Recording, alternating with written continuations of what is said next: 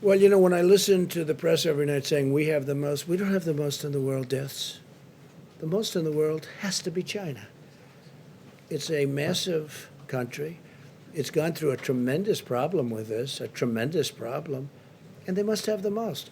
So today I saw they announced that essentially they're doubling up on the numbers, and that's only in Wuhan. They're not talking about outside of Wuhan. So it is what it is, Steve. It is what it is. What a sad state of affairs. Well, we're looking at it. A lot of people are looking at it. It seems to make sense. They talk about a certain kind of bat, but that bat wasn't in that area. If you can believe this, that's what they're down to now is bats.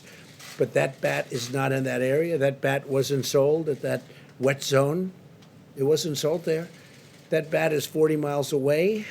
So a lot of strange things are happening, but there is a lot of investigation going on, and we're going to find out. All I can say is wherever it came from China, in whatever form, 184 countries now are suffering because of it.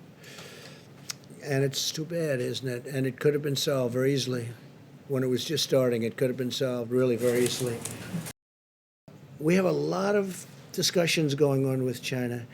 Let me just put it this way. I'm not happy, okay? I'm not happy.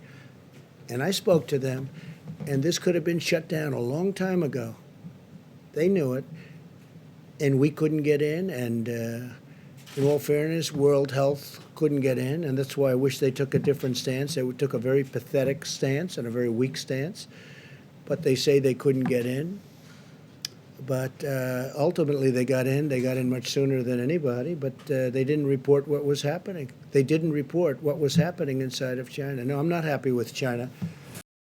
A group of highly qualified evolutionary virologists looked at the sequences there and the sequences in